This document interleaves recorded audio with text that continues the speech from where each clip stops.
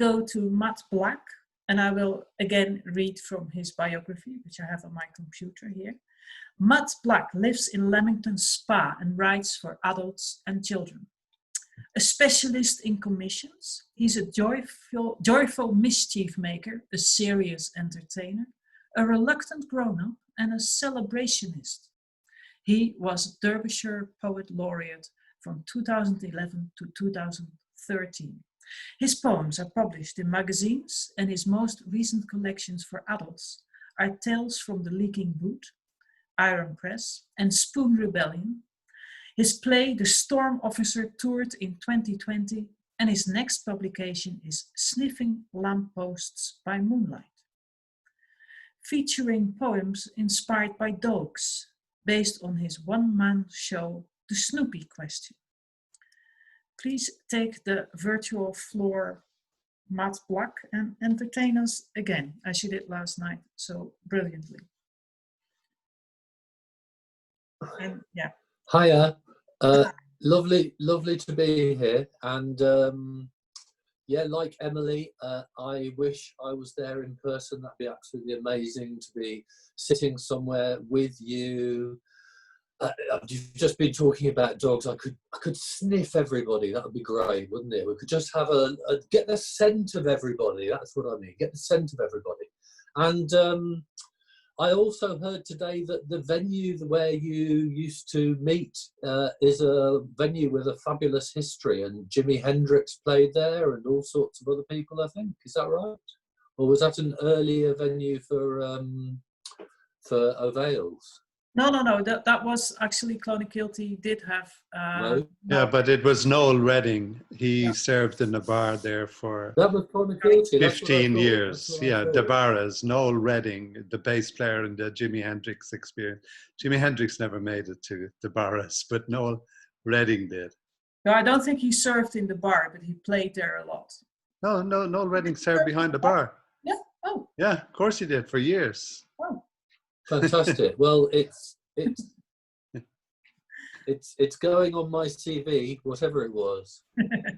It's well worth it. The Barras is a great venue. It is. It's a shame. And there's another one around the corner, Shanley's. So you have two venues that are outstanding for music in West Cork and Clonakilty. Well worth a visit. Fantastic. I hope to get there.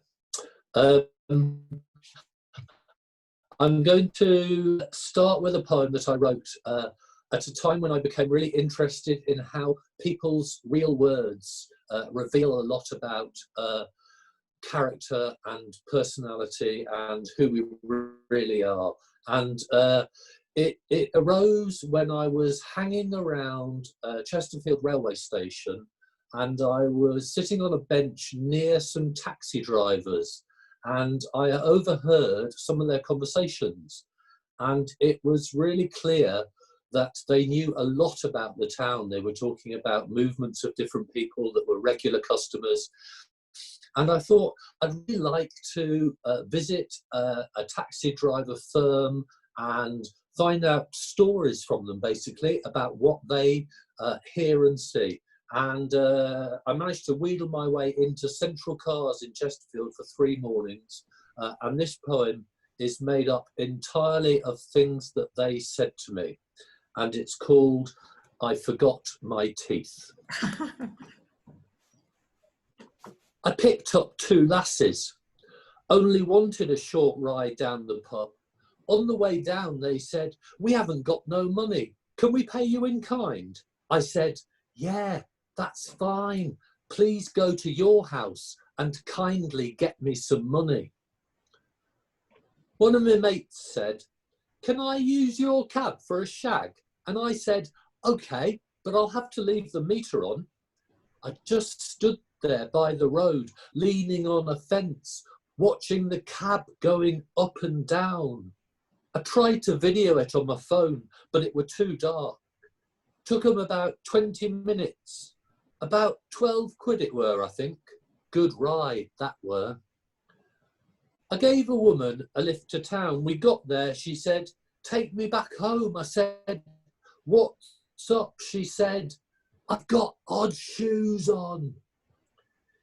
You get 'em sometimes. Hubby or girlfriends just dumped 'em. Get in the cab, all their belongings in 3 carrier bags. One guy gets in carrying a pair of shoes and a toaster under his arm. Friday night, this bird gets in the passenger seat. She says, "Driver, do you mind if I change? I'm going out tonight." She sat next to me and she took everything off. The whole bloody lot. Changed everything right there, sat in the cab next to me. Neither of us said a word. This woman gets in the back. I say, "Come in the front." She says, "I can't, there's a woman sat there already." Well, there wasn't, so I'm thinking, oh yeah, what's she on then? So I asked, "What does this woman look like?" She says, "Brownish curly hair, and she's got her favourite cardigan on, blue with one button missing." And I suddenly realised it was my dead mum she was describing. I just took her where she wanted to go. Alexander Hospital. Young woman gets in, about 25. "Excuse me, Mr. Driver, can you go a bit steady, please? I've just had my boobs done." Every bump she's going, "Oh, ah, I'm gritting my teeth. Oh God, not another bump. Oh, ah." Anyway, we got there. I thought, I don't want another of those. She got out. I said, "Look after them, love, won't you?" This lass, she said, "Manchester Airport, please." I said, "Have you got everything, love? Passport and all that? I've seen this before when they're going on holiday." I gets to Hazel Grove when she shouts out, "Stop! I forgot my teeth." That's the end of that poem.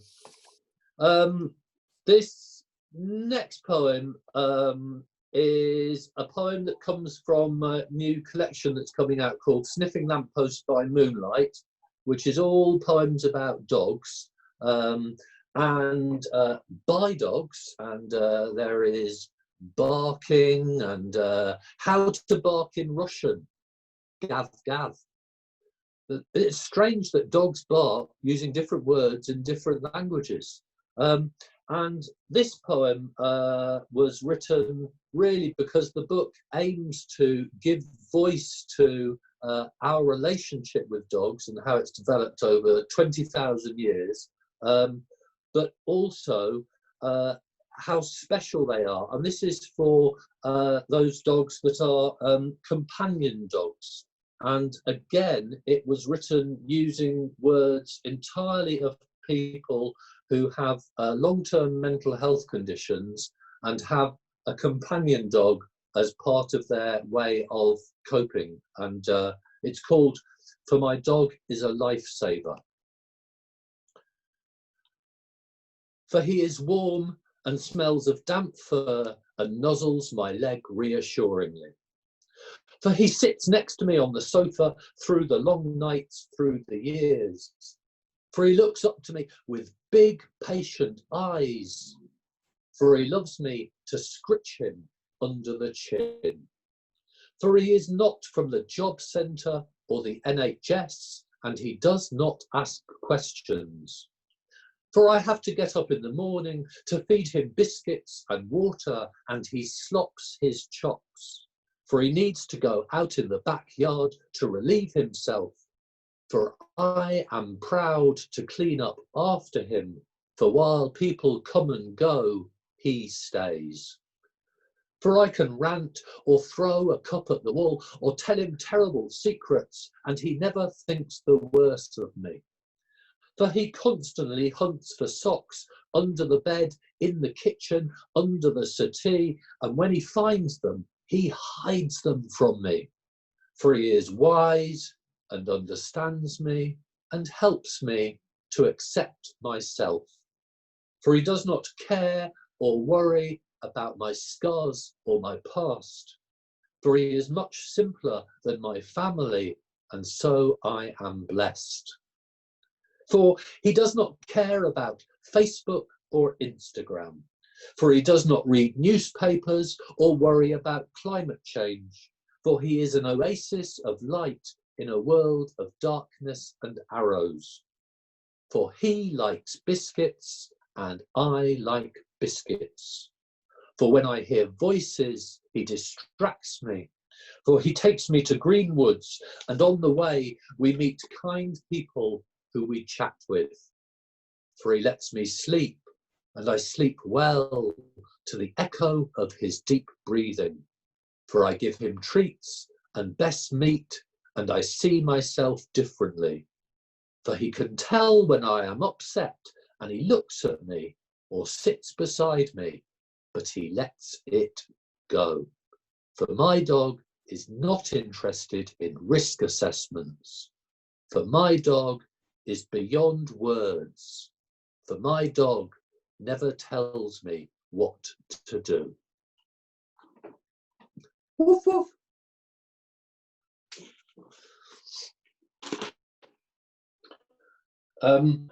And this next poem, which I read last night, is also from the book about dogs, and it's a poem where I start to campaign on behalf of dogs. So this poem, it's a sort of inspired by Pussy Riot, but it's Poppy Riot, and there's a little bit of joining in here. If you'd like to join in, there's a little bit of this and rap, rap, rap as we go through the poem. You'll see where it comes in. So this is called Poppy Riot. It's a sort of punk anthem on behalf of dogs.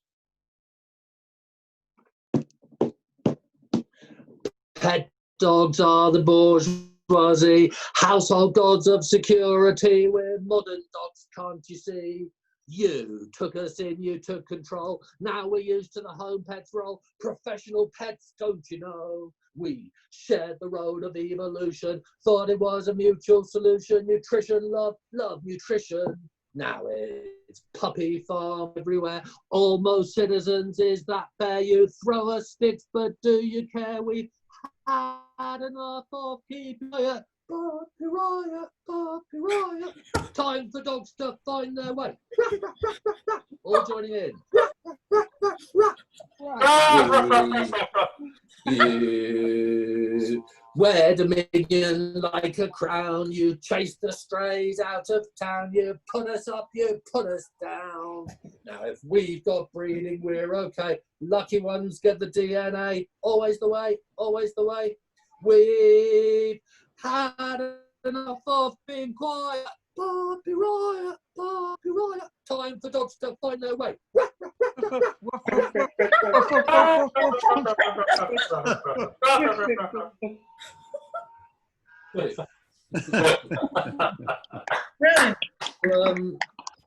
Sniffing Lamp Post by Moonlight is available from my website, and proceeds go to 2 dog charities. One of them's in Coventry and the other one is in Kenilworth. So please have a look if you're interested. Changing tone, I thought I'd read 2 love poems now. And the first one is a poem that I wrote. I found my true love in life after a number of attempts, let's say, when I was 45. And this is a poem that I wrote when I was waiting on the railway platform for her to arrive. I think probably 2 months after I met her and knew that this was the one. This is called On Chesterfield Platform. Down the tracks and round that long bend, I know somewhere your smile is coming. I can hear it humming down the line. I have waited for you all my life. The empty summer platform is full of flowers. Clouds overhead are close and warm. After years, you will finally arrive. After all that mess, separations, kids, you will come perfectly just in time. Like a mystery, like a slow train round that long bend, you will appear wearing smiles and love lines in your eyes. I'm standing on the platform, still so young. The empty summer platform starts to hum. You are coming, I have waited for you half an hour all my life. And this second love poem is very different in tone. I'm really interested in how different use of words can convey experience. And 2018 was the centenary of Tristan Tzara's Dadaist Manifesto, which was a famous piece of advocating for surrealism. And Tristan Tzara, who I believe was a good friend of James Joyce, I think that's right. So this poem is also a poem about love. But Tristan Tzara wrote various poems which were entirely composed purely out of sound, and they are to me completely magical, but very difficult to understand. They're sort of nonsensical in a way, and that was part of the point. And I wanted to be inspired by that to write something that was based on sound, but also where there were elements of meaning that people could glimpse within the poem. So this is a poem which is about the ups and downs of love that start at the beginning, and then how hopefully those even out into a gentler ride. And it's called Schnar, a sound poem. Schnar, friggle, friggle, clear blue sky, oh, love, stomp. Once, schnoozle, woo, peaches, wee, wee, wee, starry, shag fest, yee-haw. Now, ya, ya, no, no, rah, rah, rah, rah, rah. Grimble, grimble, clutch dog. Once, flitter, flutter, cushions, curtains, feathery spring step, yimbity, yimbity, eye dazzle, lip, schmizzle, ping. Now, feck, sprunkle, ay, crankety, ka, no, no, no, no, no, no, no, cramble, grimble, stickety, schnar, flock, snoo, windle, oh no.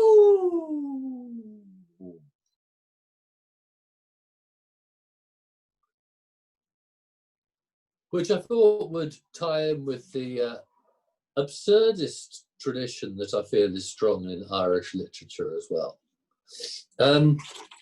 So this next poem is a poem which I've written having been to a number of Zoom events, and it's a poem which is really about the strange world of Planet Zoom. And whilst writing this poem, I developed a little bit of merchandise which I'm going to show you. If anybody would like to buy one of these, they're very handy. It's a sort of mask that you can wear on Zoom, and I can make them to fit you. And if you just wear them exactly right, it means that during a Zoom event, you don't have to worry about what pictures to put on the back wall, and you don't have to clear up the house. So if anybody would like one of these, let me know. And so this is a sort of poem which explores Zoom to some extent. There's one moment in the poem where I'm wondering if you could all go to the grid view where you see everybody at one moment. I'll mention it. And also, there's another moment where I'm going to ask you all to unmute yourselves. We're going to do a very short Zoom relaxation workshop. But I do have to say that your chat before we started was actually much more free-flowing and looser than any of the other UK, the more English Zoom events that I've been to feel much more English. So this is Planet Zoom. We are going out tonight while staying in. We dress the set, Matisse poster piles of Penguin classic books, or not. Hey, here's our tea and washing up. Stay casual or iron best shirt, put on some makeup. From the waiting room, our Doctor Who host controller lets us through the portal into Planet Zoom. The landing's bumpy, a shuffling Tetris grid of domestic scene TVs. Name badges under party faces, trying to find easy ways to say hello. We speak into the mute, unmute matrix or not. At this point in history, we all need Michael Caine's Zoom relaxation workshop. So please, if you could put yourselves all onto gallery view so you can see as many people as possible. Relax. You have no enemies here. Do a close-up. Everybody do a close-up. Smile. Wink. Stick your tongues out at each other. Now, unmute yourselves and all laugh together. Now, say in your best Michael Caine, you were only supposed to blow the bloody doors off. You were only supposed to blow the doors open. You're only supposed to blow the doors off. Okay, workshop over. Please mute yourselves and go back to speaker view or just everybody if you like. So, back to the poem. It is hard to chat with time lag. No one is sure who is looking at who. People look off stage into mystery wardrobes, marriages, galaxies. We watch and stare, try to make one little zoom and everywhere. We are the shapers of new etiquettes. Is it all right to make cheese sauce whilst listening to your favourite poets? Of course. We go into bedrooms with people we have never met. Sitting rooms, kitchens, it is reassuring. All we want is to look at dirty coffee cups, settees, photos, all the busy tat of people as we were, lives woven together. It still exists. We peer in from our cocoons of worry. It is lovely to fly into other people's rooms. We are so close to each other. If we could only break the frames, we'd hug again. We smile, glad to be part of the grid. Each one of us is a postcard. Look, you could read our eyes. Wish you were here.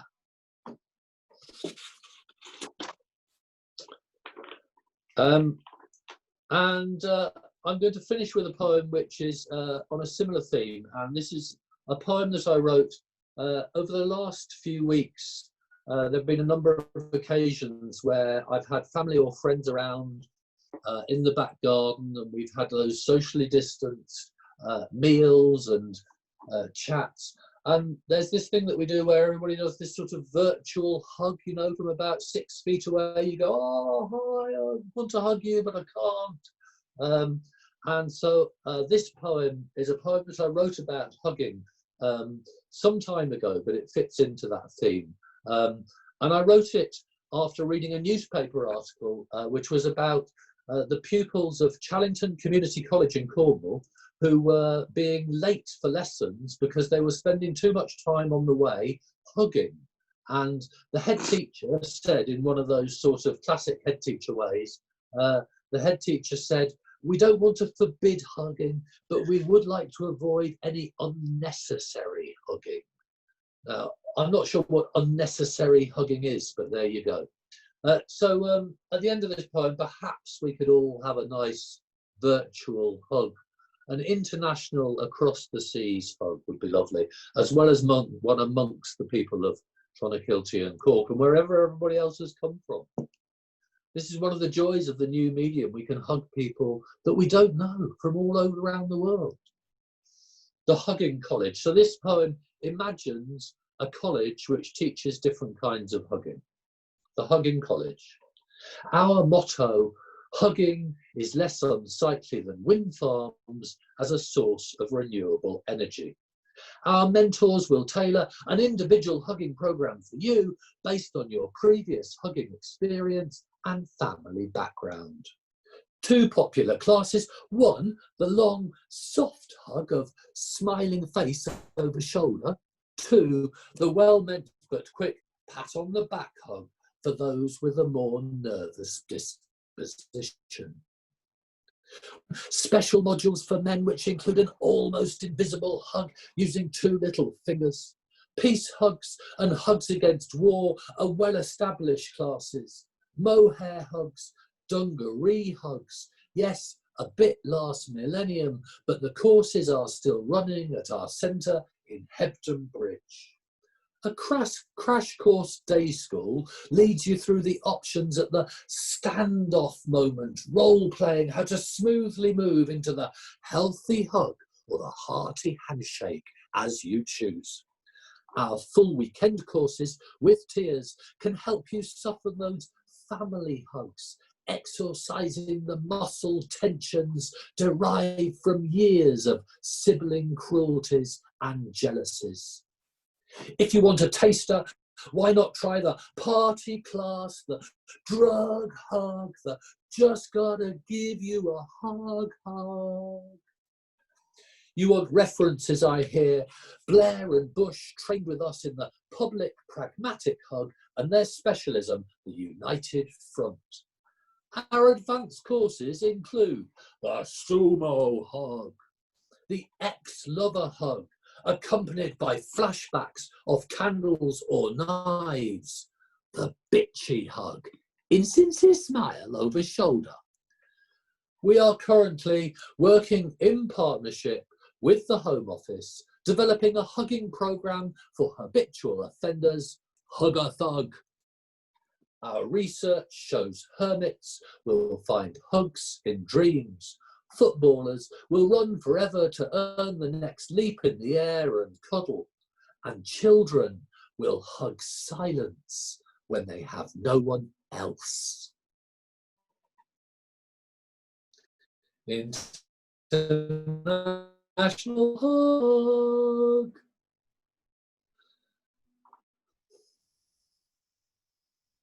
Oh, I like this one. I like the heart hug. Thank you, Mose. This is a heart hug. Let's have a heart hug. Beautiful. Yes, we can. I see a whole new hugging workshop developing where we can create different shapes hugs as well. That's lovely. International heart hugs, bird hugs. Fantastic. I'm on. And So, heart. thank you so much for listening. It's been an absolute pleasure, and I echo everything that Emily said. I do hope we will be there at some point in the future for further adventures in this wonderful, wonderful, wonderful thing. I'm going to stop myself because I'm about to go into one of my rants about how important all this stuff is, but I'm going to stop myself there. Thank you. Okay. Thank you. Thank you very much for both of you, because I think you're like wine, you know, you get better as you take more of it. I have to say that I'm recording this. I should have said that before, and I'm now going to stop recording so we have different shorter videos. And I want to introduce a very revolutionary concept, and that is the 2-minute break. So we can have a maybe make a cup of tea, go to the toilet, and then when we come back, I will, with your consent, interview you, and then afterwards we will have the open mic. Okay, see you in 2.5 minutes.